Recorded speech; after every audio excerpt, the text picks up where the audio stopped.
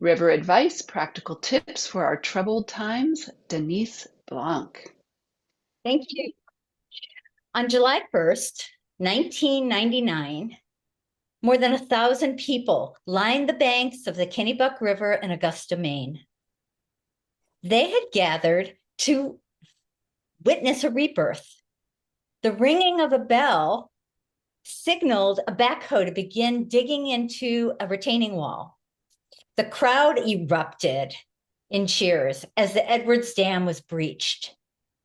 Quickly, the entire dam was removed, and the Kennebec River, which had not run free since 1930, was back in business. And what had originally been a thriving home to thousands of fish and wildlife had since become toxic and polluted and a dumping ground of toxic waste. With the dam's removal, first it was just a trickle, but then there was this huge gush as the fish quickly found access. So the shad and the alewives and the Atlantic sturgeon started moving through quickly. It took a couple years, but the seals came back. And with that, all that fed on the seals. Soon there was this rich biodiversity had returned. So here's what I've been thinking. What if we could start breaching the dams that are getting in our way in our ability to communicate with each other? Because like with rivers, our communication has become seriously dammed up. We have gotten so many forces pulling us apart. People are not talking to each other, and many of us do not know how to talk to people who don't believe the way we do. Most lack the courage, the desire, and I would say the skills to know how to talk to people who do not share their views. And as different sides become more and more entrenched, the damming turns toxic. And this is where it gets dangerous because we start showing contempt. We start name calling and dehumanizing others. We've forgotten that we're part of the same human family. We're an interdependent species. And like with the river ecosystem, we need each other to survive and thrive. And we especially need each other during times of crisis. But how do we begin? How do we begin to breach the dammed up communication that in this really highly polarized times? I'm going to offer 3 tips for us to get started. Number 1, we can choose to be present. Our communication is only equal to the quality of presence, is something I said in my book, River Logic. But what is presence? And why is it so important? I want you to listen to some qualities, and I want you to think about somebody in your life who models even a few of them. Curiosity, empathy, openness, authenticity, candor, warmth. It's likely you feel good in the company of somebody modeling those skills. You probably feel seen and heard. Likely you feel respected. That's why presence is so important. But presence is challenging even in the best of times, especially in our very distracted world. Our biggest distraction may be what lies within us. According to the researcher Ethan Kross, 1/3 to 1/2 of our waking time, we are not living in the present. Where are we? We're worrying, we're planning, we're thinking, we're chattering to ourselves. The Buddhists tend to call this our monkey mind. It's what our mind does. Our mind wanders, but we can choose to bring it back.